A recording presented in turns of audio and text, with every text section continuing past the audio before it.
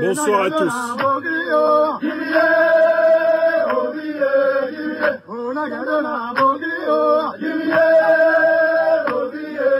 L'abominable trahison d'Emmanuel Macron contre la démocratie ivoirienne. Analyse d'une lettre infâme et lâche du président de la République française au satrape reptilien venu de Sendou pour troubler la Côte d'Ivoire. Alassane Dramane Ouattara.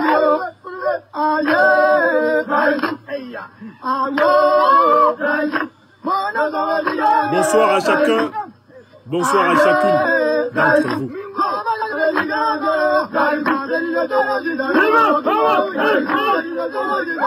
Peuple ivoirien, peuple africain, ce 21e siècle vous appartient.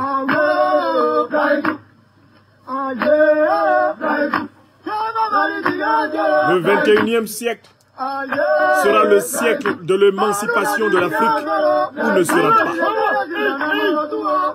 Jean-Christian Conan, mon cher frère, je te salue. Fédéral Echo, je te salue. Léo Friboy, Mbeu des montagnes, Docteur Laure, je vous salue.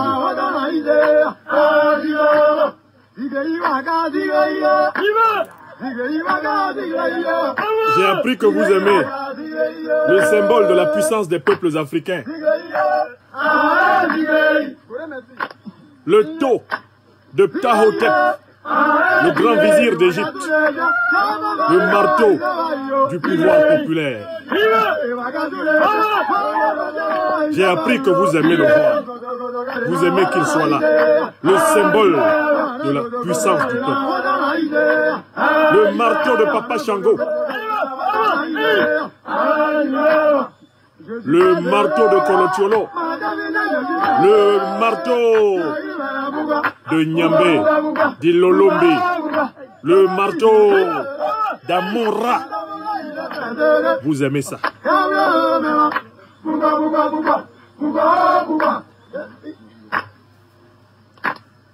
Emmanuel Macron vient de perpétrer une abominable trahison par une lettre pleine d'infamie, d'hypocrisie, de cynisme, de méchanceté au satrape reptilien Alassane Dramane Ouattara que les Ivoiriens vont chasser du palais présidentiel de Côte d'Ivoire. Je vous invite à partager cette émission. Je vous invite à partager cette conférence afin que nul n'en ignore. Et je vous invite à vous laisser imbiber par le chant des lutteurs, le chant des combattants de la liberté de l'Afrique.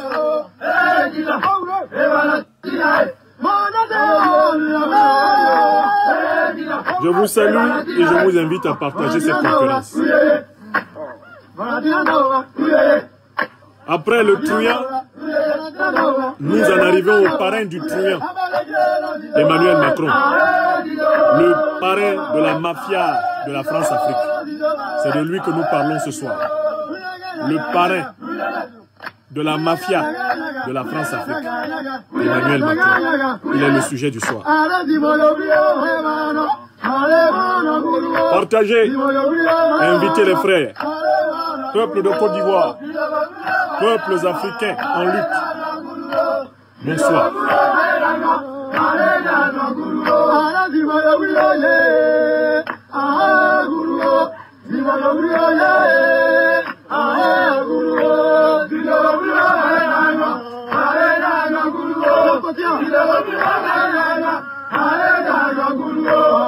Gado Philosopher à coups de marteau. Ses pensées dangereusement, disait Friedrich Nietzsche. Eh bien, nous philosopherons à coups de marteau pour l'Afrique.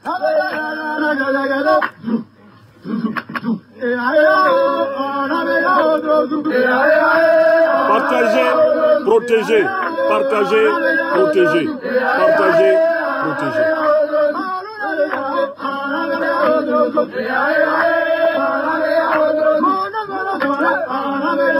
Merci à vous, amis de Côte d'Ivoire, amis d'Afrique centrale, amis d'Afrique de l'Ouest, amis d'Afrique du Nord, d'Afrique du Sud, amis européens, amis asiatiques, amis américains, amis qui nous appelaient même depuis l'extrêmement lointaine Californie, et même du cœur de la Mandchourie.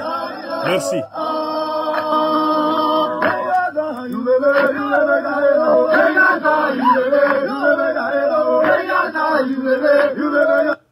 Je vous salue, chers amis, Ivoiriennes, Ivoiriens, Africaines, Africains, amis européens, amis asiatiques, amis américains, amis latino-américains, des luttes démocratiques africaines. Je vous souhaite la bienvenue dans cette conférence qui est la seconde de cette journée du lundi 16 novembre et qui va être consacrée à un scandale immense, un scandale blessant, un scandale touchant, qui est en rapport avec la confirmation d'une lettre honteuse, catiminieuse, scabreuse, ténébreuse, adressée par l'actuel président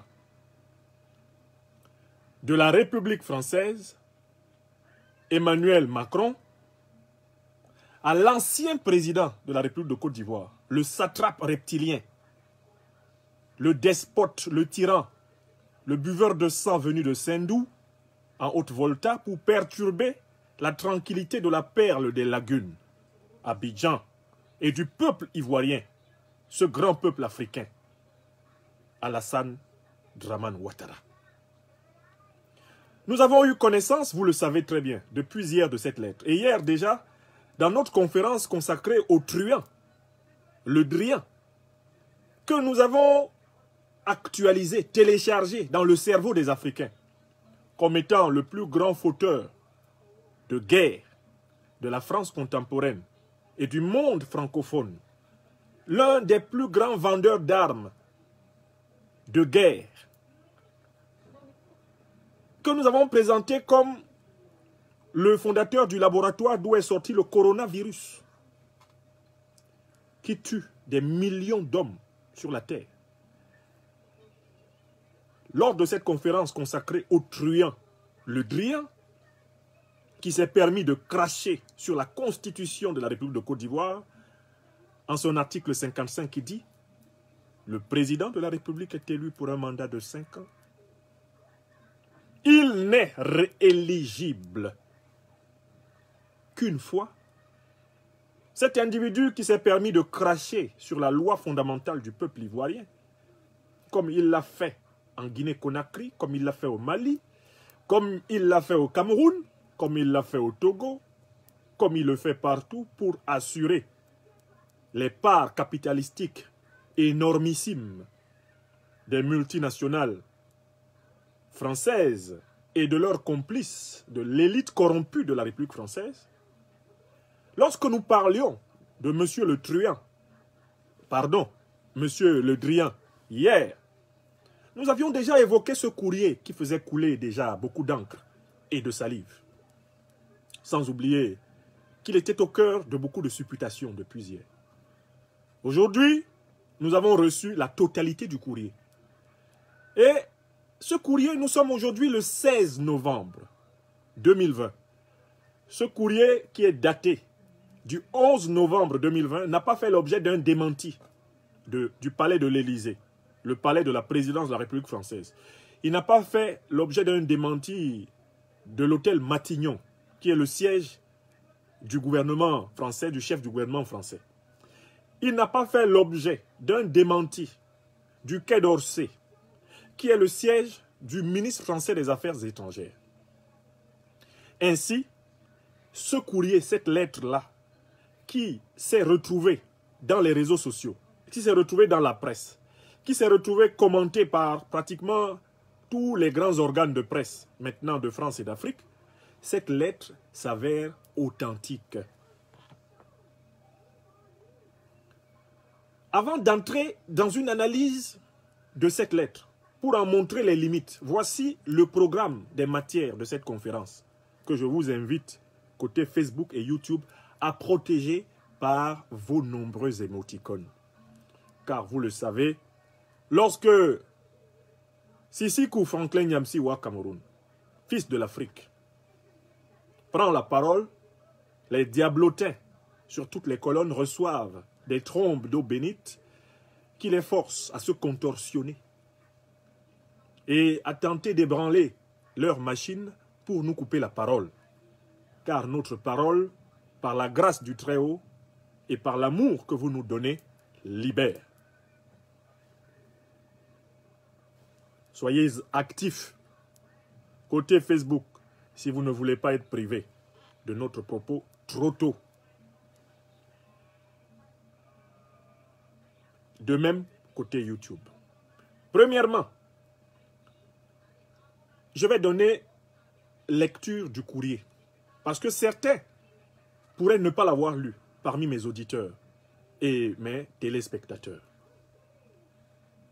Deuxièmement, je vais commencer par réfléchir aux circonstances dans lesquelles ce courrier est sorti dans l'opinion nationale ivoirienne, internationale, africaine, européenne. Comment ce courrier, qui manifestement semblait être une lettre privée, comment ce courrier s'est-il retrouvé dans la médiasphère?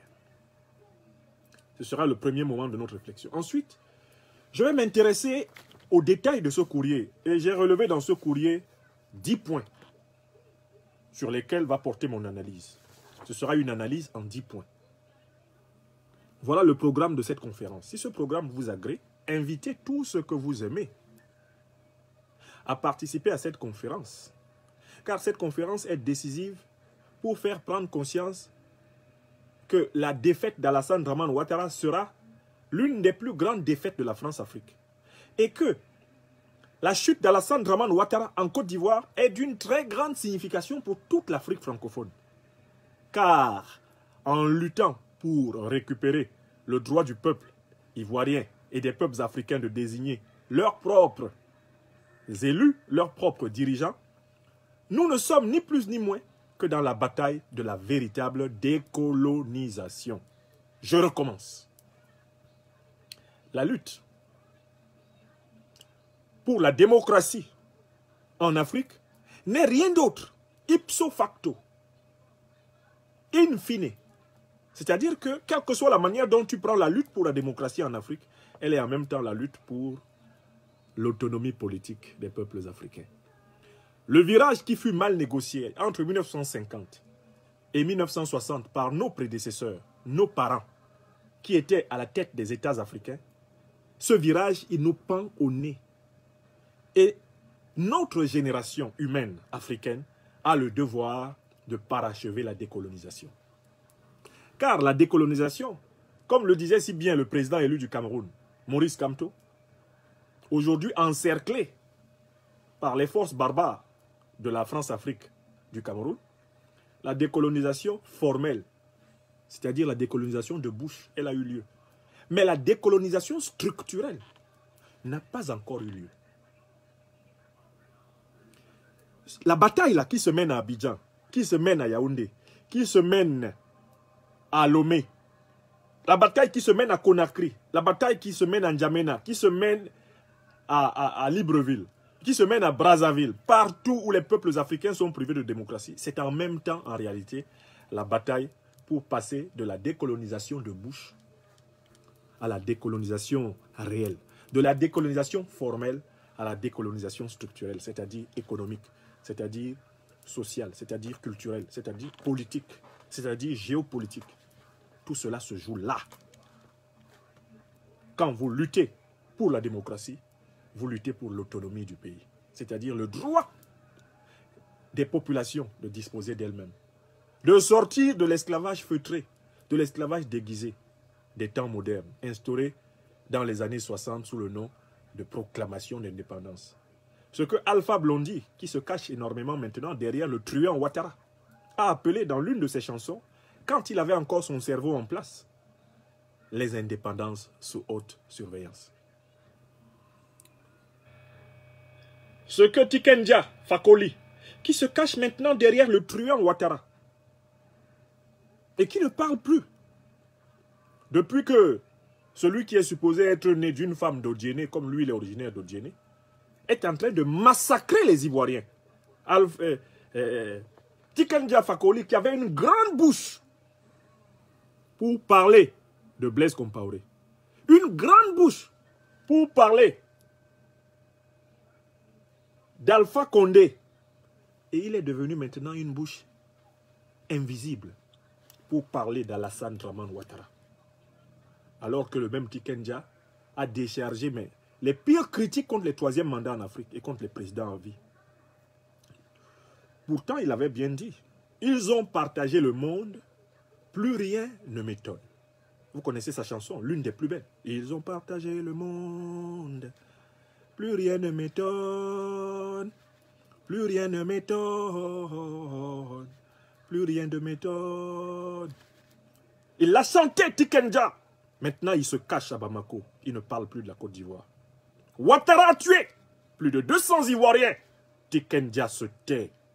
Mieux, il se terre derrière des considérations ethnico-ethniques. Eh oui, je suis d'Odiéné comme sa maman. Supposée maman. Car ce type de Ouattara, il est de Sendou, de père et de mère. C'est un voltaïque d'origine fini, plein. N'a rien à voir avec Odiéné.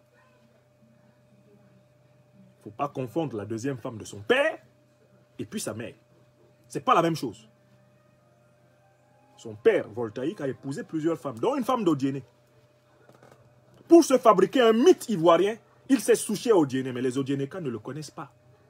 Ouattara n'est pas connu à Odiéné avant son storytelling de 1989 jusqu'à aujourd'hui. Les Odiénékas ne le connaissent pas. Il n'est pas connu à Kong avant qu'il ait commencé son blabla là, en 1989. On ne le connaît pas. Il n'est pas descendant d'empereur. Son histoire de Sékou Ouattara est scientifiquement fausse. Il ne descend d'aucun empereur. C'est un fils de commerçant. Et il devrait avoir fierté d'être fils de commerçant. Être fils de commerçant, ce n'est pas un crime. Le commerce est un métier noble quand on le pratique dans le respect d'autrui et de soi-même.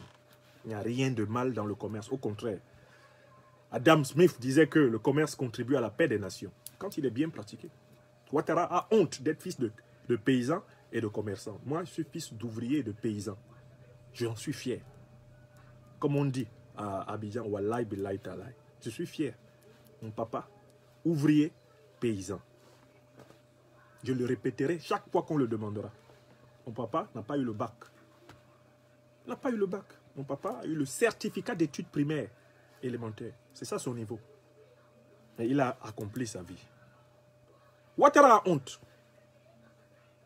Je cite tous ces gens-là qui se taisent. Pendant qu'on est en train de tuer les Ivoiriens, ils se taisent, ils se taisent. Ils ont dit pourtant des choses très fortes. Ces gens-là qui ont fait prendre conscience. Tikenja a chanté la France-Afrique. Contre la France-Afrique. Tikenja a chanté contre les présidents à vie. Il a chanté contre les troisièmes mandats. Il a chargé Alpha Condé, mais à fond, si Tikenja avait fait sur Ouattara ce qu'il a fait sur Alpha Condé, mais Ouattara ne serait plus là. Mais qu'est-ce qui se passe avec les grandes voix de l'Afrique qui ne sont pas capables d'avoir la même fermeté avec tous les abus?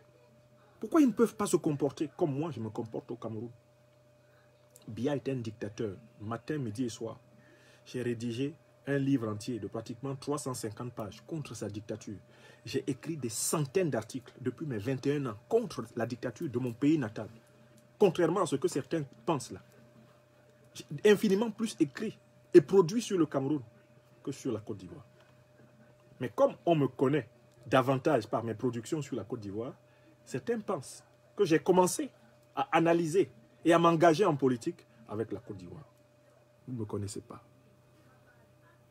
Et je parle aux artistes, je parle aux intellectuels africains, je parle à tous ceux qui ont une voix qui porte. Est-ce que vous êtes en train de vous taire? La Côte d'Ivoire est en train de se rwandiser. Êtes-vous en train de vous taire? Êtes-vous en train de vous taire comme Tikenja? De vous ranger derrière Ouattara? Êtes-vous en train de vous taire comme Alpha Blondy? De vous ranger derrière Ouattara? Alpha Blondy, lui, il est connu pour souvent sécher ses habits du côté où il y a le soleil. Ah, il était derrière Babo aussi, hein. Après, il a été derrière Ouattara. Avant, il était derrière le général Gueye. Avant, le général Gueye, il était derrière Houphouët-Boigny. Lui, il est toujours derrière ceux qui ont le soleil. De ce point de vue, Safologolite nous permet de le classer. Il y a longtemps qu'on sait que c'est un dilettante, zigzagant, Jagger. Tout ce qui est bon dans lui, c'est sa musique. Mais même la musique, il ne fait plus. Il est derrière Ouattara, planqué. On vient de tuer 200 Ivoiriens. Alpha Blondy est dans Abidjan. Il voit en Côte d'Ivoire des têtes coupées, des gens qui jouent au ballon avec des têtes. Alpha Blondy, qui a chanté Yitzhak Rabin, Nodé, Yitzhak Rabin. On avait tué Yitzhak Rabin. Il a chanté. On a joué avec une tête humaine à Daoukro. Alpha Blondy n'a pas chanté. Honte à vous. Honte à vous, Alpha Blondy. Honte à vous, Tikenja Fakoly. Honte à vous tous qui vous taisez et qui êtes des fils de la Côte d'Ivoire et qui avez trahi le peuple Côte d'Ivoire. Honte à vous. Voilà, Macron vient de parler. On avait entendu Alpha Blondy quand Macron a caressé les mâchoires du noble président burkinabé, l'a tapoté à la tête, au dos, etc. à l'aéroport, l'a traité de quelqu'un qui n'a pas réparé le climatiseur à Ouaga. Quand Macron avait infantilisé le président burkinabé, on a entendu Alpha. Alpha est sorti, il s'est énervé contre Macron. Il a dit que non, on ne traite pas les grands comme ça. Voilà Macron qui est de retour par la porte du scandale en Côte d'Ivoire. Alpha Blondy, vous êtes attendu. Ouvrez-la contre Macron. Parce que là maintenant, Macron vient de prendre position du côté des coupeurs de tête en Côte d'Ivoire. Alpha Blondy, Tikenja, venez avec votre musique là, tout ce que vous avez réalisé, venez avec votre œuvre. They are killing Ivorian people. Some people are playing football with cut heads. Côte d'Ivoire is becoming Rwanda and Alpha Blondy is closing his mouth. He is no more singing. He is behind the killer. Tikenja Fakoly, our wonderful reggae star of Africa, is hiding his face, closing his nose, closing his ears, closing his eyes. He hasn't seen 200 people killed in less than 3 months in his own native country. Oh, shame. Oh, shame. Shame on you, Alpha Blondy. Shame on you, Tikenja Fakoly. Shame on you, Venance Conan, so-called writer. Shame on you all who have something to say and who close your mouth because you are with the killer now, Alassane Dramane Ouattara. Non, c'est-à-dire qu'il faut que vous compreniez qu'Emmanuel Macron me donne envie de parler toutes les langues que je sais parler. Tellement ce qu'il a fait à la Côte d'Ivoire est ignominieux. Donc, on va lire ce qu'il a fait. Ensuite, on va essayer de savoir pourquoi la lettre est sortie. Qui a sorti la lettre? Parce que quand vous allez sur le site de l'Élysée, vous ne trouvez pas la lettre. Vous allez sur le site, la page Twitter d'Emmanuel Macron, vous ne trouvez pas la lettre. Vous allez sur la page Facebook d'Emmanuel Macron, vous ne trouvez pas la lettre. La lettre est sortie. Et Emmanuel Macron, ses services n'ont jamais nié la lettre. Ça fait 3 jours, nous avons attendu depuis le 11 novembre que cette lettre a commencé à fuiter. Jusqu'aujourd'hui 16, aucun service français officiel ne dit non, cette lettre est un faux. Donc c'est une vraie lettre. Donc, on va lire la lettre, on va s'interroger là-dessus et ensuite on va analyser les 10 points. Mais il faut vraiment que ce soit un moment qui nous permette de comprendre pourquoi il faut vaincre Ouattara pour libérer la Côte d'Ivoire et contribuer à la libération de l'Afrique. Bon, alors, commençons par le premier point. Qu'est-ce qu'ils ont écrit? Qu'est-ce qu'ils se sont écrits, les deux coquins? Le parrain de la France-Afrique, Emmanuel Macron, et son papa, presque son grand-père même, Alassane Dramane Ouattara, qui était déjà en train de travailler à la Banque mondiale dans les années 70, quand Emmanuel Macron naissait. Qu'est-ce qu'ils se sont dit? Le papa, le vieux, et son le Jeunot et son grand-père. Bon, écoutons. Le président de la République française, le 11 novembre, Monsieur le Président, cher Alassane, Alassane là, il a ajouté à la main, parce qu'il veut montrer qu'ils se connaissent, ils sont des potes. À la suite de la confirmation par le Conseil constitutionnel de votre réélection à la présidence de la République de Côte d'Ivoire, je tenais à vous féliciter et vous transmettre, ainsi qu'au peuple ivoirien, tous mes vœux de succès. Au regard des violences et des tensions qui ont ressurgi à l'occasion de ce scrutin, le dialogue que vous avez initié le 11 novembre avec le président Henri Konan Bédié est porteur d'espoir. Je souhaite que ce premier pas vers le rassemblement et l'ouverture puisse jeter les bases concrètes d'une réconciliation plus large et plus durable entre tous les Ivoiriens et toutes les sensibilités politiques dans le respect de l'état de droit, afin de tourner la page de la violence et de la division. J'ai confiance en votre capacité à porter cette ambition pour le pays et à accorder aux nouvelles générations la place qui leur revient. La Côte d'Ivoire peut compter sur le soutien de la France pour continuer à bâtir un partenariat étroit, propice à une croissance inclusive, bénéfique au développement économique et social de nos populations, à la hauteur de l'amitié ancienne et unique qui les lie. Vous réitérant, ainsi qu'au peuple ivoirien, tous mes vœux de paix et de prospérité, je vous prie d'agréer, Monsieur le Président, l'assurance de ma très haute considération. Emmanuel Macron, à son Excellence Monsieur Alassane Ouattara, président supposé de la République donc, de Côte d'Ivoire à Abidjan. Et Macron a ajouté des annotations à la main. Maintenant, je vous lis ce qu'il a écrit à la main. Ce qu'il a ajouté pour montrer à Alassane que vraiment, lui, Macron, il l'aime. Il est amoureux d'Alassane.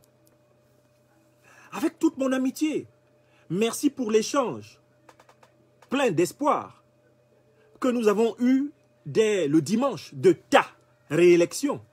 Et le travail de réconciliation et de rassemblement que tu vas mener.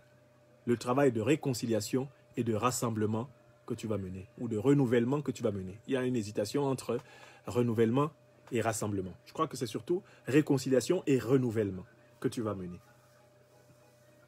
Là, la lettre était vous, mais la partie écrite à la main, elle est tu. Nous allons essayer de comprendre ce que tout ça veut dire. Une lettre officielle, supposée, qui s'accompagne donc de ce type de mention personnelle.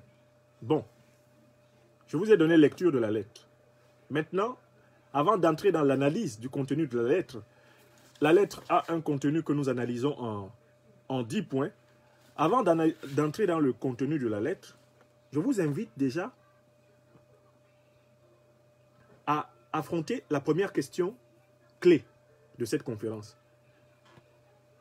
Cette lettre, pourquoi n'a-t-elle pas été publiée par Emmanuel Macron sur le site de l'Élysée, comme toutes les lettres de félicitations qu'il adresse à ses homologues présidents à travers le monde entier? Pourquoi cette lettre n'a-t-elle pas été publiée sur la page Twitter du président français Emmanuel Macron, comme il le fait souvent pour toutes les adresses publiques qu'il fait à ses homologues, chefs d'État étrangers? Pourquoi cette lettre n'est-elle pas reprise sur le site du Premier ministère à Matignon, le site de M. Castex? Pourquoi cette lettre n'a-t-elle pas été in extenso reprise sur le site du ministère des Affaires étrangères de M. Jean-Yves Le Drian? Pourquoi? Nous commençons à répondre. Tous ceux qui peuvent penser que c'est un oubli doivent éliminer cette hypothèse. Ils n'ont pas oublié de publier ça sur le site de l'Élysée, sur le site de Matignon. Ils n'ont pas oublié de publier cela sur le site du Quai d'Orsay. Ils n'ont pas oublié de diffuser la lettre. Ils ont refusé de diffuser la lettre. Emmanuel Macron n'aurait pas pu publier cette lettre sur le site de l'Élysée, sur le site de Matignon, sur le site, alors c'est la raison, hein, sur le site du Quai d'Orsay, en y ayant mis les mentions personnelles que je viens de vous lire. Cher Alassane, avec toute mon amitié, merci pour l'échange que nous avons eu. Pour l'échange plein d'espoir que nous avons eu dès le dimanche de ta réélection et le travail de réconciliation et de renouvellement que tu vas mener.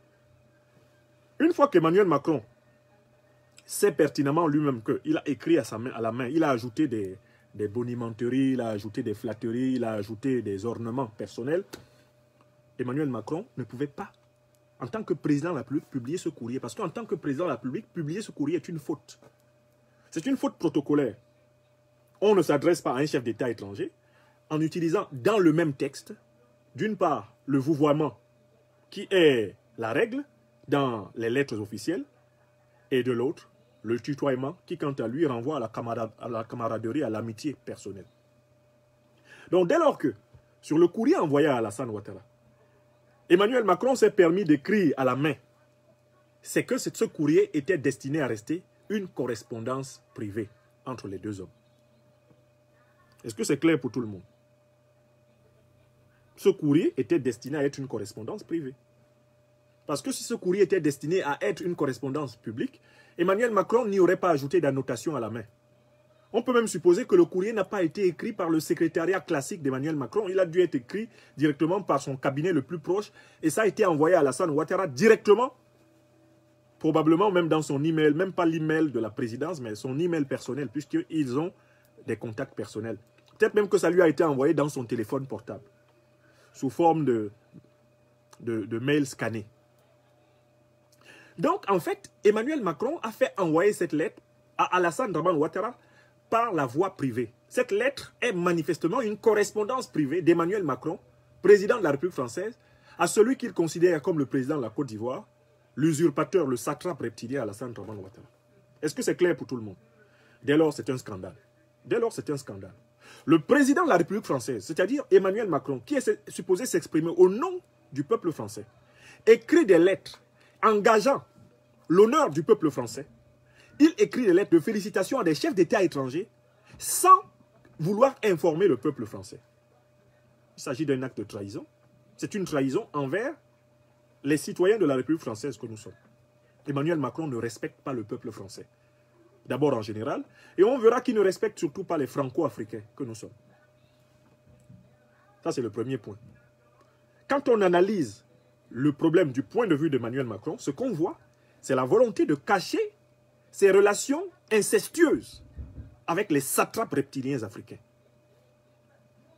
Il ne voulait pas qu'on sache qu'il a félicité Ouattara. C'est pour ça qu'il lui adresse un courrier personnel et qu'il y ajoute des annotations personnelles. Ces annotations personnelles avaient pour but de contraindre Alassane Ouattara à ne pas publier ce courrier. Vous comprenez? Ok. Est-ce que le volume est bon? Rassurez-moi. Est-ce que le volume est bon? Mais maintenant, on est toujours dans la première question de cette analyse. On va regarder le problème de l'autre point de vue. Ce n'est donc pas Emmanuel Macron qui a diffusé ce courrier. Ce n'est pas lui.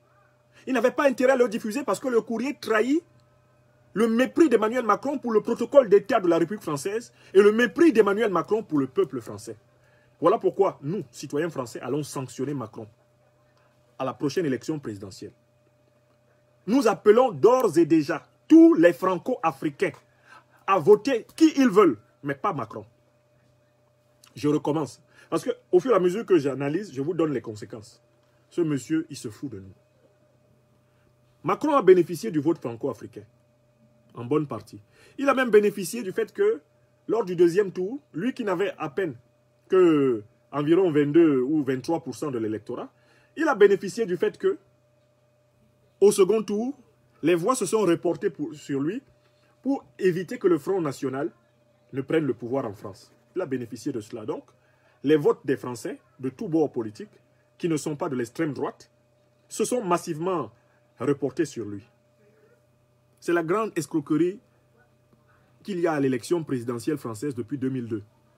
Une élection où Chirac avait commencé avec 21-22%, il a fini avec 82%. Macron, il nous l'a fait pareil. Il nous l'a fait pareil. Et beaucoup de citoyens français, et notamment de Français d'origine africaine ont voté pour Macron parce qu'ils voulaient se protéger de l'arrivée au pouvoir d'un régime d'extrême droite qui traditionnellement est hostile aux Français issus de l'immigration africaine et de l'immigration arabe. Mais la conséquence là, c'est que tu es franco-camerounais, tu es franco-ivoirien, tu es franco-guinéen, tu es franco-nigérien, tu es franco-africain, franco-sénégalais. Il faut que tu notes qu'à l'élection présidentielle qui arrive en 2022, il ne faut surtout pas voter pour Emmanuel Macron. C'est un ennemi de l'Afrique. Macron, c'est un Sarkozy bis.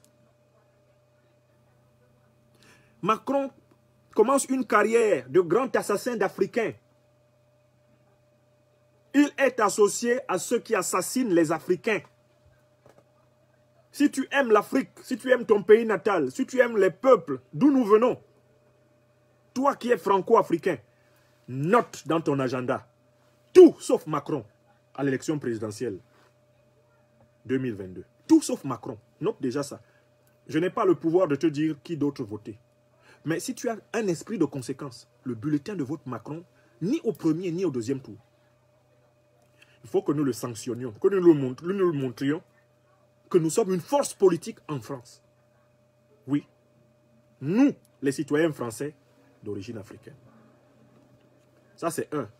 Parce que là, c'est de la foutaise. Il écrit des lettres comme ça, en notre nom, et il met République française. Et puis, il n'est pas foutu de nous les montrer. Il ne sait pas qu'il a obligation, quand il félicite un chef d'État étranger, de nous en informer. Parce que nous l'avons mis à l'Élysée par la voie de la démocratie pour qu'il nous rende compte. Ici, on n'est pas dans une monarchie. On n'est pas dans un empire.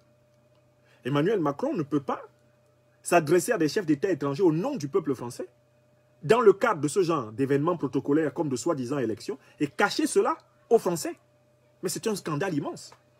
Nous nous adresserons dès ce soir à tous les députés français, à tous les sénateurs français, à toute l'élite politique française.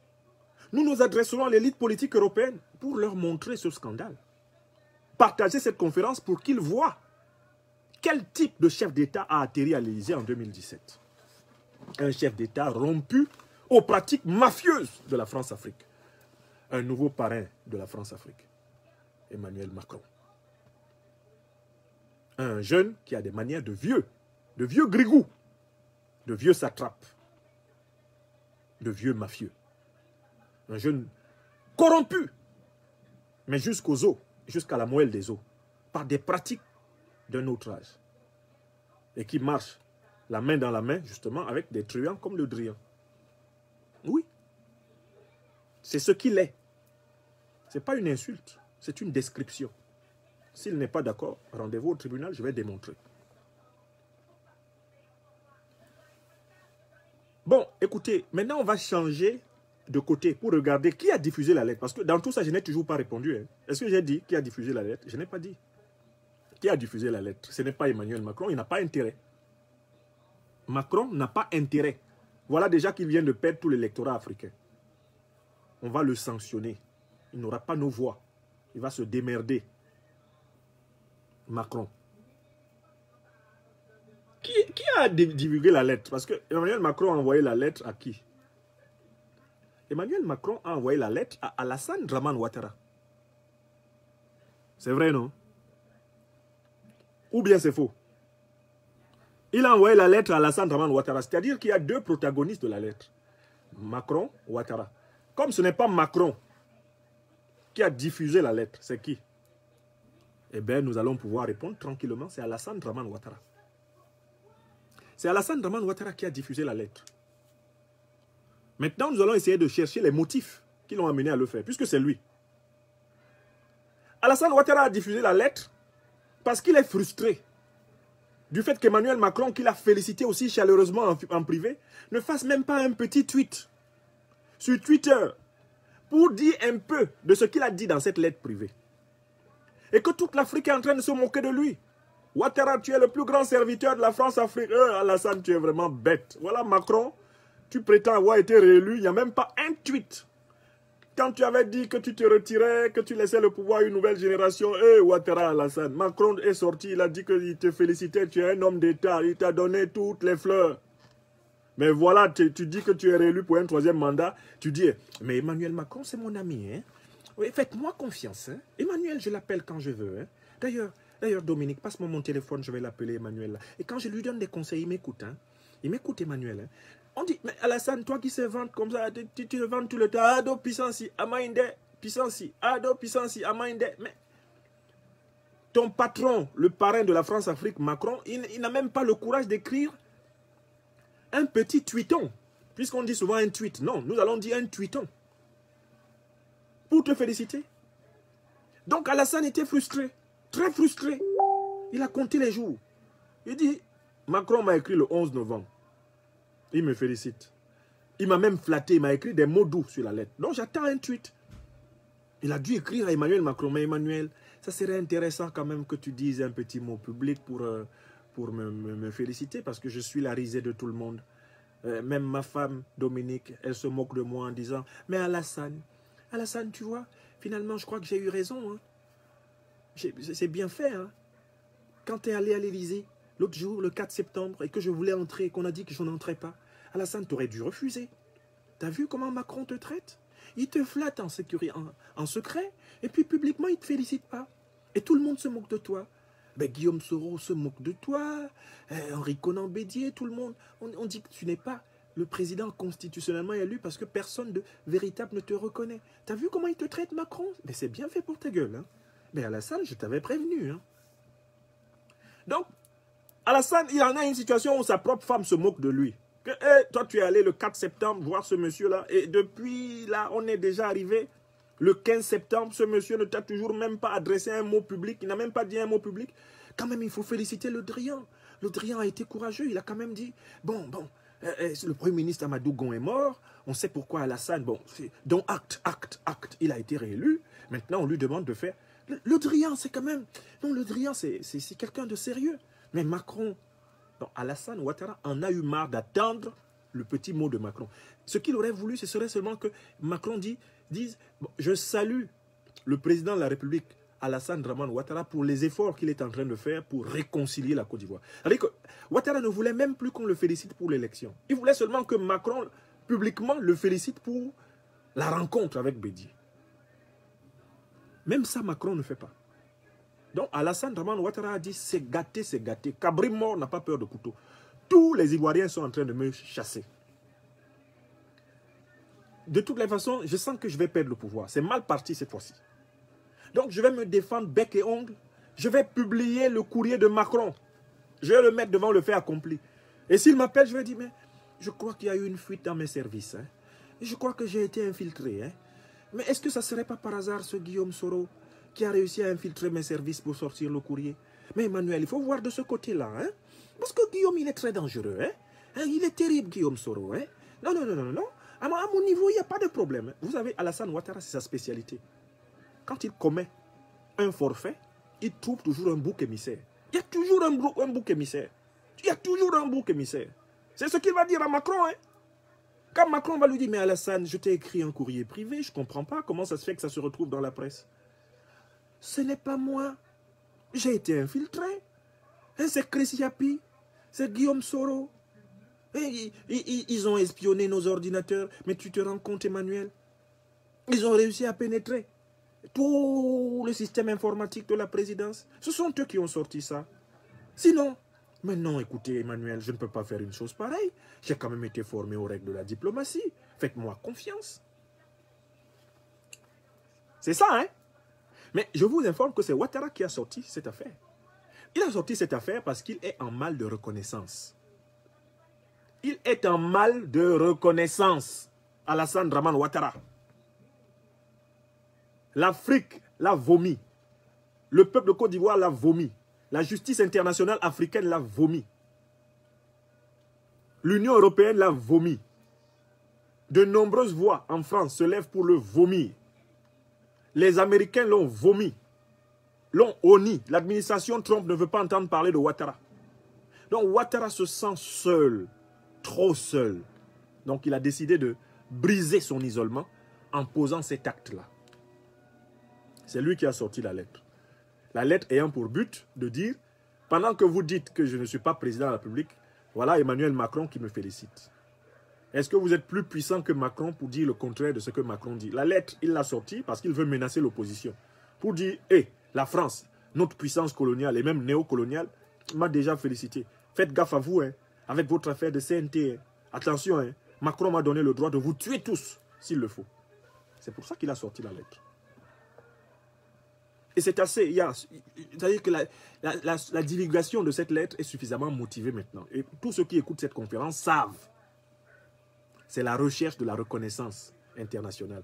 C'est la recherche de... Il veut briser son isolement diplomatique. Ouattara est diplomatiquement isolé, il est seul. Il n'a jamais été autant seul. Il l'a dit lui-même devant vous, Ivoiriens, Ivoiriens. Il l'a dit devant nous tous. Il l'a dit ceci, j'ai perdu mon aura. C'est-à-dire ma renommée internationale. C'est-à-dire même mon carnet d'adresse. Mon téléphone ne sonne plus comme avant. Et quand j'appelle des gens, ils ne décrochent plus. Parce que je suis un pestiféré. Je suis devenu un pestiféré. Au point que Macron ne veut même pas me féliciter publiquement. Parce que me féliciter publiquement, ça va lui attirer des ennuis. Ça va provoquer des manifestations contre Emmanuel Macron à Abidjan. Et dans toute l'Afrique. Ça va être reparti pour une vague d'hostilité à Emmanuel Macron. Donc c'est pour cela, par peur des peuples africains aussi, que Macron a dit « Je n'ai pas intérêt à sortir ce courrier ». Maintenant, c'est dehors. Donc, je viens de répondre à la première question d'analyse de cette conférence. Cette question était la suivante. Qui a sorti le courrier et pourquoi? C'est Alassane Dramane Ouattara, parce qu'Alassane Ouattara est isolé, coupé de ce qu'il a appelé son aura qu'il a perdu. Il a perdu sa soi-disant renommée, il a tout perdu. Et il ne lui reste plus qu'à s'accrocher, même à la limite à la queue du serpent, puisqu'il se noie. Et donc il a décidé effectivement de mettre Macron mal à l'aise en sortant un courrier privé. Bon, pour sortir de cette première partie, je voudrais ajouter un détail. Il y a autour d'Emmanuel Macron une organisation qui s'appelle le Conseil présidentiel pour l'Afrique. Cette organisation est composée presque essentiellement de franco-africains, de franco-maghrébins, dont l'ami d'Emmanuel Macron, Anyambossou. Depuis qu'on tue les gens en Côte d'Ivoire, est-ce que le Conseil pour l'Afrique a parlé? Eh bien, qu'il soit maudit. Tous ces pseudo-franco-africains qui sont au Conseil pour l'Afrique et qui sont supposés dire à Emmanuel Macron de ne pas participer au soutien des dictatures et qui se taisent pendant que Macron soutient les pires dictatures africaines pour le fric. Est-ce que c'est clair? Qu'ils soient maudits, tous ces pseudo-franco-africains qui composent le Conseil pour l'Afrique, le Conseil présidentiel pour l'Afrique, le CPA, et qui, autour d'Emmanuel Macron, sont supposés l'amener à prendre conscience des réalités du continent et qui se taisent depuis que Macron accompagne les grands assassins à la tête des États africains, qu'ils soient maudits. Le sang des Ivoiriens, le sang des Camerounais, le sang des Maliens, le sang des Guinéens, le sang des Togolais leur rejaillira dessus pendant très longtemps. Qu'ils soient maudits. C'est important de dire les choses avec la raison et le cœur, qu'ils soient maudits. Ces gens-là sont co-responsables de ce qui est en train de se passer en Afrique. Conseil présidentiel pour l'Afrique. Financé par nos impôts.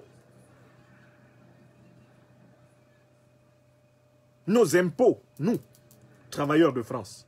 C'est nous qui payons pour que ces gens se réunissent autour de Macron pour rien. Et pour que Macron fasse ce genre de pitrerie qui humilie la tradition protocolaire de la République française et qui humilie les peuples africains en lutte pour la démocratie.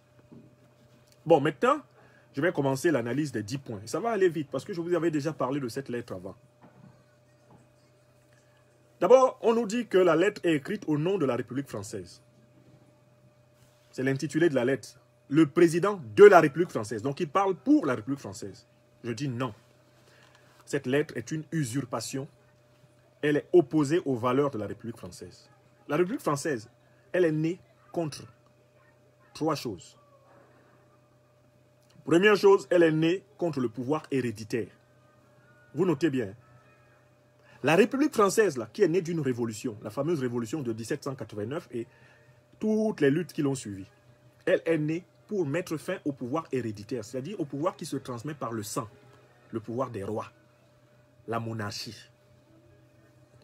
Mais qu'est-ce que Ouattara en Côte d'Ivoire? Ouattara se comporte comme un monarque. Il a proclamé que la Côte d'Ivoire était un royaume. D'ailleurs, Ouattara a dit que lui, il aurait aimé être empereur. Il a dit à une journaliste occidentale. Donc, Emmanuel Macron ne peut pas féliciter quelqu'un qui ne respecte pas le principe républicain au nom de la République française. Non, Emmanuel Macron trahit par ses félicitations les valeurs de la République française. Car la France est née contre les monarchies. La République française est née contre les monarchies. Deuxièmement, la République française est née contre l'obscurantisme religieux. C'est-à-dire le pouvoir de ceux qui prétendent détenir la vérité de Dieu, détenir ce que Dieu pense et qui, en vertu de cela, veulent commander aux autres êtres humains. Et la République française est née contre la théocratie. Le pouvoir de gens qui se revendiquent de droit divin. Le droit divin. Vous notez, ça fait 2. Troisième élément important. La République française est née contre la dictature.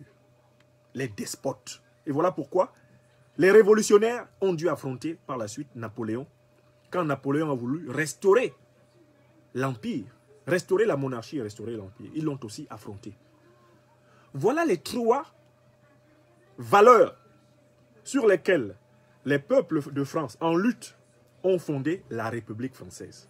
Je dis bien, contre le pouvoir héréditaire, contre le pouvoir de droit divin, prétendument, et enfin contre le pouvoir despotique. C'est cela la République. Regardez bien tous les symboles de la République française. Ce sont des symboles qui sont aux antipodes des valeurs qu'Alassane Dramane Ouattara pratique en Côte d'Ivoire. Ouattara a violé la Constitution. Un républicain français ne peut pas soutenir un violeur de Constitution. Ouattara a assassiné des citoyens qui revendiquaient le respect de la loi. Un révolutionnaire ou un héritier des révolutionnaires français ne peut pas soutenir un pouvoir qui massacre ceux qui revendiquent la justice, l'égalité, la liberté, la fraternité humaine. Ouattara est un serviteur de l'asservissement de la Côte d'Ivoire à l'élite corrompue de la République française. Un révolutionnaire français ne peut pas accepter de soutenir quelqu'un qui organise l'asservissement de son peuple à des élites étrangères. Donc déjà, l'expression « le président de la République française » est un scandale. Emmanuel Macron n'aurait pas dû écrire cette lettre en tant que président de la République française. Il aurait pu tenter de l'écrire en tant qu'Emmanuel Macron, ami personnel de Ouattara. Il aurait dû écrire cette lettre dans un cadre extra-républicain, dans le cadre d'une correspondance intimiste entre copains et coquins. Ce serait légitime. Que cette lettre soit écrite au nom de la République française, c'est un scandale, c'est un outrage. Et tous les Français d'origine africaine et tous les Français d'origine ivoirienne doivent sanctionner Macron pour ça, pour outrage aux idéaux de la République française. Alors, deuxième élément. On entre dans le premier paragraphe. Monsieur le Président, cher Alassane, à la suite de la confirmation par le Conseil constitutionnel de votre réélection à la présidence de la République de Côte d'Ivoire, je tenais à vous féliciter et vous transmettre ainsi qu'au peuple ivoirien tous mes vœux de succès. Deuxièmement, ce paragraphe-là dit confirmation par le Conseil constitutionnel. Emmanuel Macron sait qu'il n'y a pas de Conseil constitutionnel en Côte d'Ivoire. Les 7 membres du Conseil constitutionnel sont nommés par Alassane Ouattara. Donc, en réalité, Alassane Ouattara s'est lui-même autoproclamé président de la République. Car, depuis Mamadou Koné jusqu'aux 6 autres magistrats qui composent le Conseil, en réalité, il n'y en a pas un seul qui n'ait pas été choisi par Ouattara. Donc, on ne peut pas féliciter Ouattara pour une décision qui a été prise par un conglomérat d'individus qui ne sont rien d'autre que des succursales de sa propre signature. On nous dit encore que Alassane Dramane Ouattara aurait donc été réélu à la présidence de la République. Le président de la République française porte une atteinte grave au peuple ivoirien et notamment à sa constitution, qui en son article 55 dit « Le président de la République est élu pour un mandat de 5 ans, il ne peut être réélu qu'une seule fois. » Emmanuel Macron ne peut pas utiliser la notion de réélection appliquée à Ouattara parce que cette notion ne s'applique qu'au deuxième mandat. Dans le texte constitutionnel ivoirien, Emmanuel Macron piétine la constitution ivoirienne, méprise la constitution ivoirienne, méprise le peuple ivoirien en utilisant l'expression réélection appliquée à Ouattara. Macron connaît l'article 6 de la Constitution de la République française qui dit que nul ne peut être élu pour plus de 2 mandats présidentiels consécutifs. C'est ce qui est écrit dans la loi française. Macron, si jamais, par impossible, car je lui souhaite un échec cinglant, si jamais par impossible il est réélu en 2022 jusqu'en 2027, Macron ne peut pas se lever et dire « Je vais être réélu ». L'expression « réélu » ne peut plus sortir de la bouche de qui que ce soit en France à propos de quelqu'un qui aurait déjà fait 2 mandats consécutifs. Emmanuel Macron affiche ainsi son racisme et son mépris de l'homme noir, de l'homme ivoirien, de la femme ivoirienne. Son mépris profond du peuple de Côte d'Ivoire. Parce qu'il utilise la notion de réélection. Alors que le peuple de Côte d'Ivoire a dit « Personne ne devra dire « Je suis réélu pour une 3e fois ». Personne ne devra dire « J'ai été réélu pour faire un 3e mandat ». Personne. Macron, lui, il utilise cette expression. Donc, il insulte les Ivoiriens. Les Ivoiriens doivent monter à l'assaut du courrier de la présidence de la République. Donc, le courrier de l'Élysée. Ivoirienne, Ivoirien, Africain, à l'assaut du courrier de l'Élysée pour dire à Emmanuel Macron que son atteinte grave à la Constitution de la République de Côte d'Ivoire, le mépris qu'il a pour l'article 55 de cette Constitution a été reçu 5 sur 5. Et que les Ivoiriens et les Africains le considèrent désormais comme un ennemi ouvert et affiché des luttes démocratiques africaines. Je recommence. À partir de là où il piétine la Constitution ivoirienne, frontalement, Emmanuel Macron déclare qu'il est l'ennemi de la démocratie, de l'état de droit, de la liberté du peuple ivoirien. Et les Ivoiriens doivent lui écrire, et les Africains doivent lui écrire pour lui dire, et je le lui dis. Et c'est ce que j'ai dit. Je l'ai dit à Le Drian hier, je le dis à Macron. Vous avez des bombes, vous avez une puissance nucléaire, vous avez une capacité de nuisance infinie, mais vous ne pouvez pas vaincre un peuple éveillé. Si vous pouviez vaincre un peuple éveillé, vous auriez vaincu les Maliens. Vous n'avez pas pu. C'était l'autre jour, les Maliens vous ont dépassé. Le 18 août, le Drian, Macron, vous grondiez les Maliens. Vous grondiez sur les Maliens comme des petits-enfants. Allez, retour immédiat à l'ordre constitutionnel. Sinon, les Maliens vous ont dit, on s'en fout. Les Maliens vous ont dit, on s'en fout. L'Afrique vous dit, on s'en fout. Vous vous foutez de nous en Afrique, on se foutra de vous. Nous, en tant que peuples africains, nous sommes maintenant sur le chemin de l'apprentissage de la vie sans vous. Notez-le. Le continent africain, l'Afrique francophone, est en train de s'initier à la vie sans la France. Vous continuez cette politique, vous perdez pied partout. Vous aurez un bien fou démocratique dans tout le sous-continent d'Afrique francophone. Continuez dans le chemin que vous avez choisi, ce chemin de traverse. Emmanuel Macron, vous vous moquez de l'article 55 de ma patrie adoptive, la constitution de ma patrie adoptive de Côte d'Ivoire. Donc, en retour, je me moque de vous.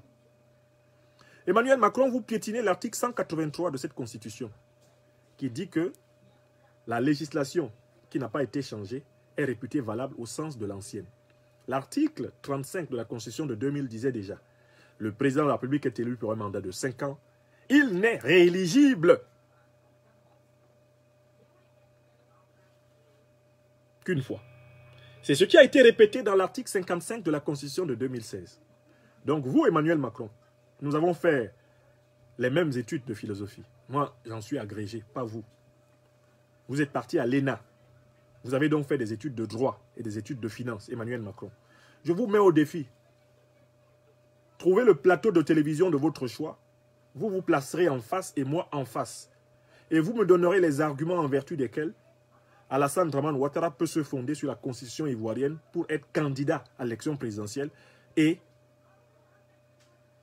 président élu, président de la République. Emmanuel Macron, sur le plan intellectuel, vous ne pouvez le démontrer devant personne. Aucun constitutionnaliste français ne s'est aligné derrière la thèse de M. Ouattara. Je dis bien, aucun constitutionnaliste de la République française ne s'est aligné derrière Alassane Ouattara. Emmanuel Macron, d'où tenez-vous la suffisance avec laquelle vous parlez de réélection et avec laquelle vous appelez Alassane Ouattara président de la République? Sur le plan intellectuel, vous pensez que nous avons à pâlir du moindre complexe devant vous? Vous n'avez pas fait de meilleures études que nous. Nous sommes de nombreux franco-africains qui n'ont rien à envier à votre parcours. Je vous le dis, moi je n'ai même pas envie d'être président de la République française. Ça ne m'intéresse pas. Comme le disait un chef de village de mon pays natal, le Cameroun, quand on lui donnait un seau pour le féliciter. Il dit, ça ne m'intéresse pas. Votre présidence de la République française n'intéresse pas la plupart des gens qui savent au prix de quelle hypocrisie, quel cynisme, quelle méchanceté on fait carrière sur ces fonctions dans cette France-Afrique. Ça ne nous intéresse pas. Donc, mais intellectuellement, vous n'avez aucun fondement. Macron n'a aucun fondement pour parler de réélection en Côte d'Ivoire. Il n'a aucun fondement sur le plan intellectuel, juridique, pour parler de Ouattara comme président de la République. Quel est le fondement? C'est le racisme. On peut parler comme ça, il s'agit de nègres. Quel est le fondement? C'est le colonialisme. On va voir que derrière ces félicitations, il n'y a rien d'autre que le soutien à un allié dans la prédation économique de la Côte d'Ivoire et de l'Afrique. C'est tout. Voilà ce qu'il y a derrière, nous le savons. Mais au moins, écrivez ça dans un mail extérieur aux fonctions de président de la République.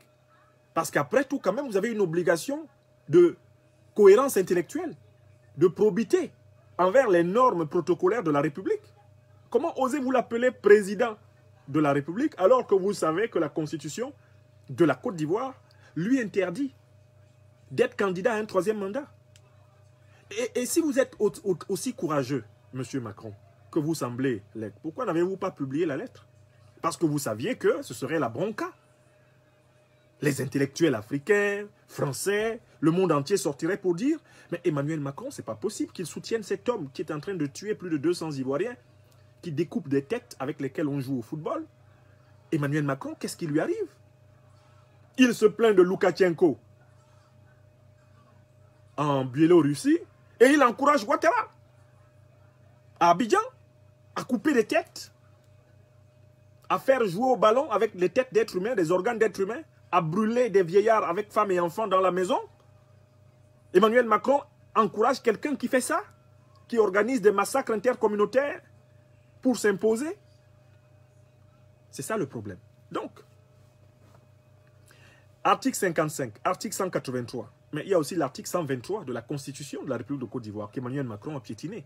Cet article qui dit que la Côte d'Ivoire s'engage à considérer comme supérieure à la Constitution ivoirienne toutes les décisions d'organisations internationales avec lesquelles il y a un traité ratifié par le Parlement ivoirien. C'est le cas de la Cour africaine des droits de l'homme et des peuples, qui a condamné Alassane Ouattara le 22 avril 2020 pour l'affaire contre Guillaume Kibafori Soro et ses compagnons. L'a condamné le 15 juillet 2020 pour la CEI complètement partiale et truquée. L'a condamné le 15 septembre 2020 en lui ordonnant de réintégrer Guillaume Soro dans les listes électorales et dans la course à l'élection présidentielle. L'a condamné le 24 septembre 2020 en lui ordonnant de réinsérer le président Laurent Gbagbo dans les listes électorales et dans la course à l'élection présidentielle. Cette cour a condamné Alassane Ouattara 4 fois en une seule année 2020. Et vous, Macron, vous soutenez quelqu'un qui est condamné par la justice internationale pour violation des règles démocratiques. Il s'ensuit que vous êtes quoi? Vous êtes un antidémocrate. Vous êtes un assassin de la démocratie en Afrique. Vous êtes un ennemi de la démocratie en Afrique. Vous êtes un ennemi de l'état de droit. Il continue. On passe au deuxième paragraphe. Alors, il y a quelque chose d'autre qu'il a dit là-dedans. Et pour moi, c'est le point suivant. Le peuple ivoirien est félicité dans le premier paragraphe par l'expression « Je tenais à vous féliciter et vous transmettre ainsi qu'au peuple ivoirien tous mes vœux, ainsi qu'au peuple ivoirien tous mes vœux de succès. » Comment vous pouvez écrire une lettre cachée dans laquelle vous félicitez un peuple. Comment le peuple ivoirien aurait-il pu accéder à vos soi-disant félicitations? Donc on voit très bien que, en fait, c'est de la foutaise.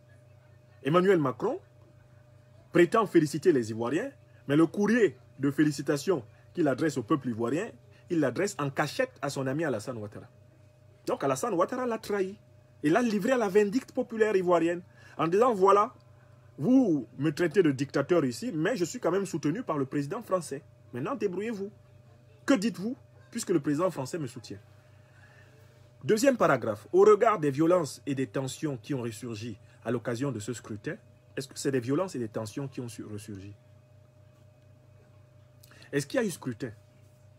D'abord, violence et tension. Il faut qu'on remplace violence et tension par assassinat de citoyens ivoiriens organisés par les milices et les partis de l'armée, de la gendarmerie, de la police fidèles à Ouattara. C'est ça la vérité. Tout le monde sait, et on a vu la gendarmerie, la police encadrer les bacs à verre remplis de miliciens de Ouattara qui ont tué nos jeunes frères, qui ont assassiné des militants supposés appartenir à l'opposition. Tout le monde sait que c'est Alassane Draman Ouattara qui a organisé les tueries à Dabou, à Abidjan, à Mbato, à Bongwanou, à Yamoussoukro. On sait que c'est Alassane Draman Ouattara qui a organisé les tueries partout où des Ivoiriens ont été tués dans ce pays depuis le 6 août. On sait que ce sont les hommes d'Alassane Ouattara qui ont sévi. Emmanuel Macron se permet de dire, d'appeler ça des violences et des tensions. C'est-à-dire, il impersonnalise, il déresponsabilise le véritable auteur du crime, Alassane Draman Ouattara. Et j'en profite pour toucher un mot au général Félon, à Palo Touré, le commandant usurpateur de la gendarmerie nationale de Ouattara. Apalo Touré est au cœur du dispositif d'assassinat des Ivoiriens que Ouattara a mis en place. Et il applique la méthode de Ouattara. Il souffle le chaud et ensuite il souffle le froid. Apalo Touré, dans la nuit, utilise des gendarmes qui convoient les miliciens qui assassinent les Ivoiriens. Et dans la journée, il vient avec des gendarmes qui le convoient pour apaiser les Ivoiriens qu'il a assassinés. Je recommence. Et tout le monde le sait. La méthode de Macron, c'est la méthode de Ouattara, c'est la méthode d'Apalo Touré. Ils tuent, ils massacrent et ils viennent promouvoir la paix. Après. Apalo Touré, le commandant supérieur de la gendarmerie de Côte d'Ivoire, a pris la responsabilité d'accompagner, de faire accompagner les tueurs dans les quartiers populaires de l'opposition, de les faire accompagner par des gendarmes, de leur ouvrir des couloirs pour tuer les Ivoiriens en les couvrant, en les protégeant des Ivoiriens. Et ensuite de les couvrir lorsqu'ils font repli, lorsqu'ils se retirent. Voilà ce que Apalo Touré, le général Apalo Touré, fait. Ça, il le fait la nuit. Quand c'est fait la nuit, dans la journée, Apalo Touré sort. Là, on a été... Je vais relancer nos amis côté...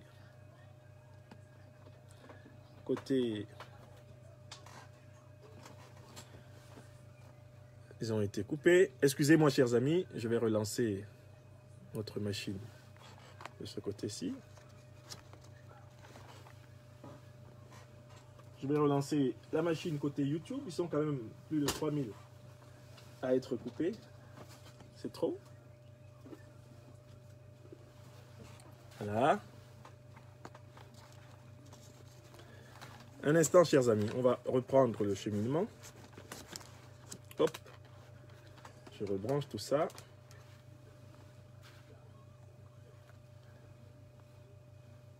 Je rebranche. Je vais relancer nos amis. Je les relance par ici, en attendant que cette machine se recharge.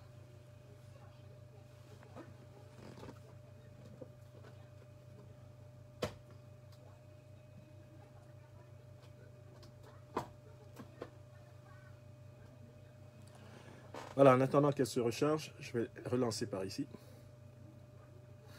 On a eu en fait un problème d'énergie. Je n'ai pas vu que l'énergie avait baissé. Ok, je vais passer par là.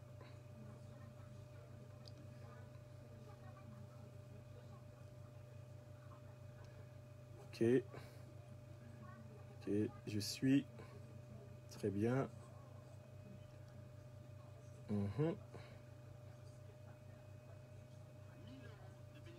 Un instant.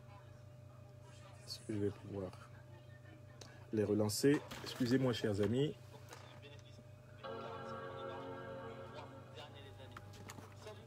Le temps que je relance, nos amis YouTube, ils étaient quand même 3000. Je ne vais pas les laisser perdre cette partie de notre exposé. Voilà. Quelques minutes. Merci de votre patience. Allez. Alors.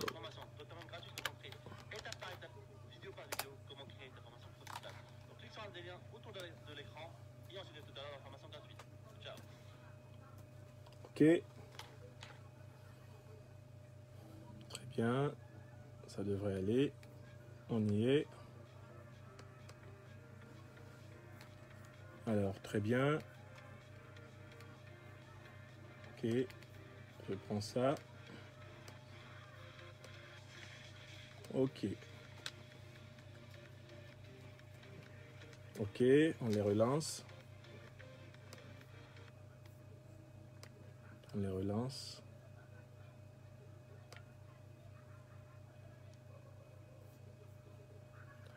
Est-ce que je peux relancer?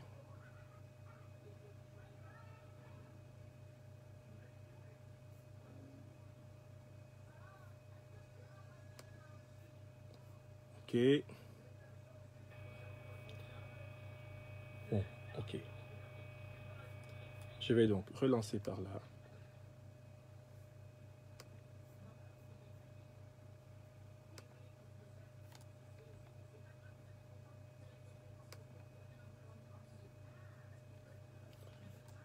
Donc je vais fermer ceci.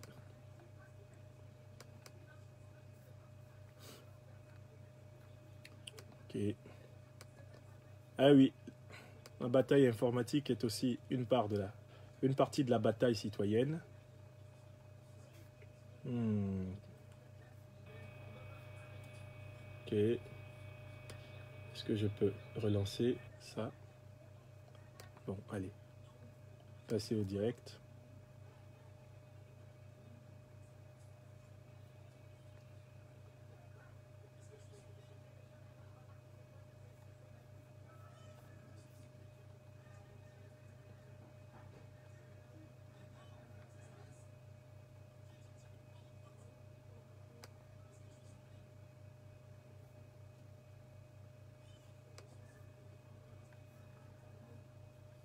Ok. Presque fini.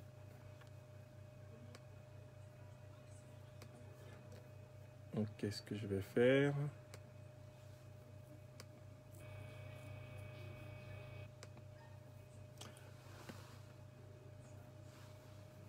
Ok. Non.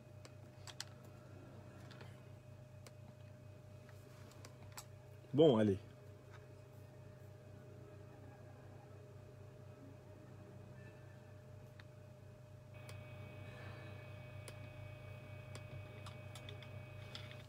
Ok.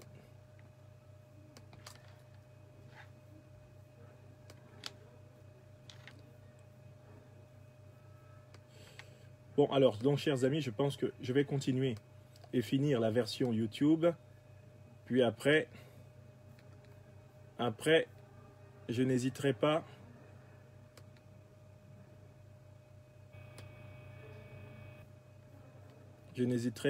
à republier après.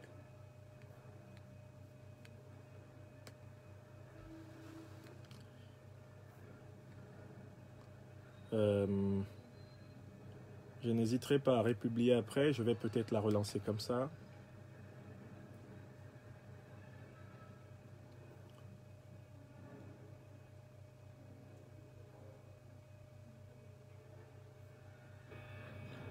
Voilà. Très bien. Bon, alors, je vais continuer la conférence par ici. et la republier plus tard à nos amis.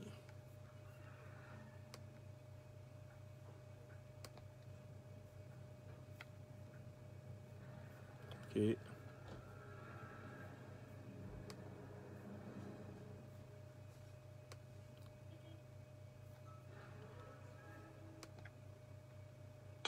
Salut, c'est Nico d'Alphavoli. Mange, Ok. mange 4 pas par jour. Alors si j'ignore l'annonce, qu'est-ce que ça donne?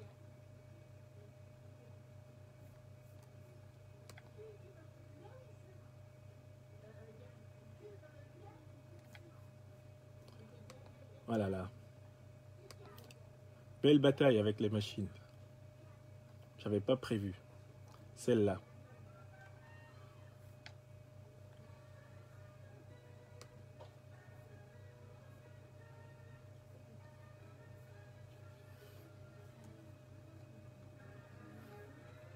Ok.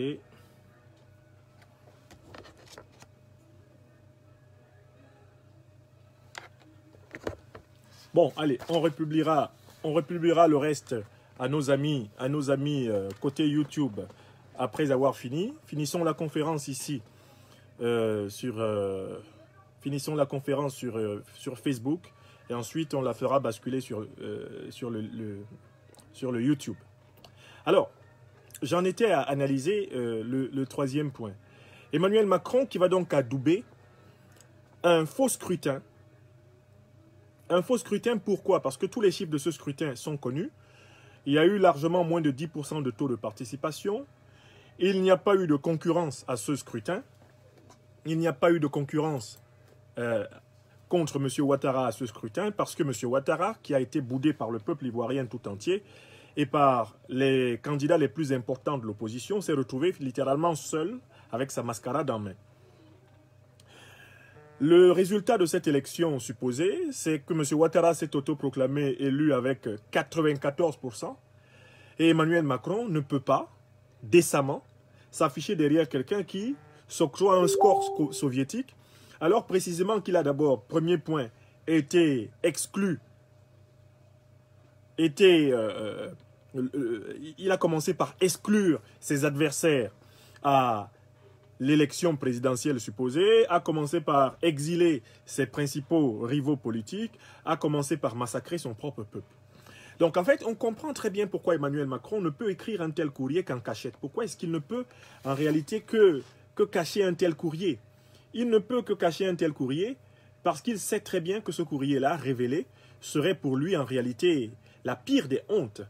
Ce courrier est la trahison des normes élémentaires et internationales de la démocratie, que ce soit la démocratie en France, la démocratie en Europe ou la démocratie en Côte d'Ivoire, en Afrique.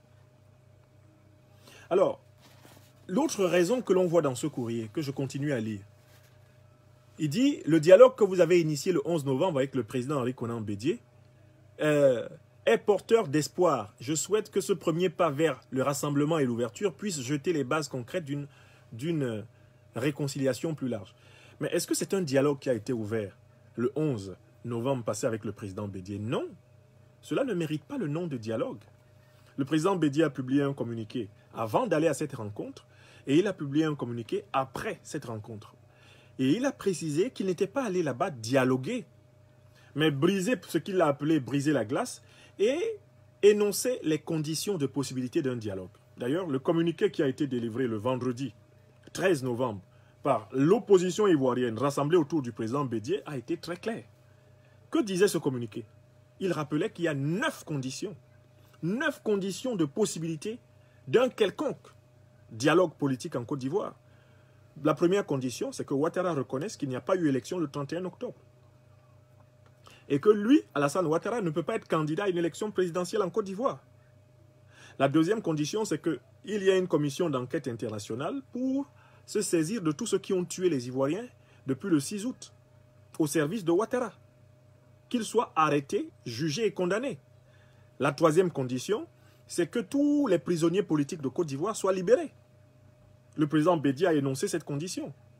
Que tous les prisonniers politiques ivoiriens soient libérés. La quatrième condition, c'est que tous les exilés politiques de Côte d'Ivoire rentrent dans leur pays pour participer au dialogue envisagé.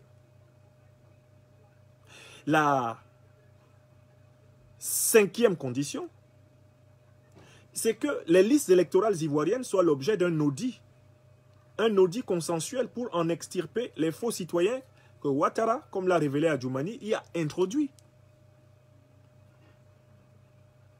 La 6e condition, c'est la dissolution de la commission électorale actuelle, qui n'en est pas une.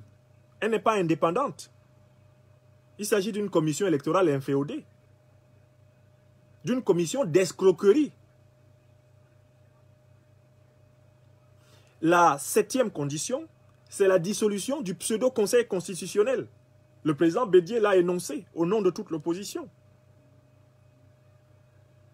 La huitième condition, c'est donc l'ouverture d'un dialogue national consensuel pour repenser les institutions et organiser donc une transition vers de véritables élections présidentielles avec la participation de partenaires internationaux fiables. Le président Bédié a dit que l'opposition ivoirienne n'acceptera plus un dialogue sans un facilitateur indépendant. C'est-à-dire pas un coquin et un copain, comme peut l'être Nana Akufo-Addo. Cet escroc qui se présente comme le chef de l'État démocratiquement élu du Ghana, certes, et par ailleurs comme un voyou ouest-africain, soutenant l'assassin de plus de 200 Ivoiriens, Alassane Dramane Ouattara. Donc, voilà les conditions. Et je les égrène tellement je les connais par cœur, que le président Bédié a posé comme préalable pour un dialogue. Et il a dit qu'il s'exprimait au nom de tous ses pairs, PAIRS de l'opposition, les présidents Gbagbo, Guillaume Soro, Mabri Touakeus, Pascal Affinguessan. Il s'exprimait au nom de tous les membres éminents de l'opposition ivoirienne et du Conseil national de transition. Donc il n'y a pas eu de dialogue. Et Alassane Ouattara, Emmanuel Macron se vante de cette rencontre du 11 novembre qui était une rencontre en réalité purement protocolaire. Et lors de cette rencontre, le président Bédié a donné la preuve à Ouattara que ce ne sont pas ses conditions à lui qui vont s'imposer, mais celles du peuple ivoirien. Jeter les bases concrètes d'une réconciliation plus large et plus durable entre tous les Ivoiriens et toutes les sensibilités politiques dans le respect de l'état de droit, afin de tourner la page de la violence et de la division. Mais je vous fais observer que Emmanuel Macron ne parle plus de respect de la Constitution. Il parle du respect de l'état de droit. Pourquoi il n'ose pas citer le mot Constitution? Bon, état de droit, comment peut-il y avoir un état de droit avec un chef d'État usurpateur? Comment peut-il y avoir un état de droit avec à sa tête un président qui n'a pas été élu? Emmanuel Macron écrit n'importe quoi. C'est une écriture du mépris. Emmanuel Macron dit qu'Alassane Ouattara, j'ai confiance en votre capacité à porter cette ambition pour le pays et à accorder aux nouvelles générations la place qui leur revient. Bon, alors, est-ce qu'Alassane Ouattara représente les nouvelles générations ivoiriennes? Est-ce que Alassane Dramane Ouattara peut incarner l'avenir de la Côte d'Ivoire? C'est une question qu'on peut se poser. Bon, Emmanuel Macron, pense-t-il que les Ivoiriens peuvent confier leur avenir à quelqu'un à qui ils n'ont pas confié leur présent? Les Ivoiriens peuvent-ils confier leur avenir à quelqu'un à qui ils n'ont pas confié leur présent? Déjà dans le présent, ils lui disent non. C'est demain qu'ils vont lui dire oui. 8e raison. La Côte d'Ivoire peut compter sur le soutien de la France. Non. La Côte d'Ivoire ne peut pas compter sur le soutien de la France-Afrique, représentée par Emmanuel Macron. Car il y a bien deux France. Il y a la France ténébreuse, la France criminelle. C'est la France de la traite des Noirs, c'est la France de la colonisation, c'est la France de l'impérialisme. C'est la France de la France-Afrique. C'est la France d'Emmanuel Macron, de Jean-Yves Le Truand. C'est cette France-là. Et celle-là, la Côte d'Ivoire et l'Afrique ne comptent pas sur elle. La Côte d'Ivoire et l'Afrique en ont marre de cette France-là que représente Emmanuel Macron. La Côte d'Ivoire et les peuples africains aimeraient compter sur une autre France, qui n'est pas encore dominante en France. La France des libertés, la France de la vraie fraternité des peuples, celle qui de temps en temps parle à travers des voix comme le député Larrivé de la France insoumise, qui s'est exprimé pour dénoncer la violation de la Constitution et l'usurpation du pouvoir par Ouattara. La France insoumise de Jean-Luc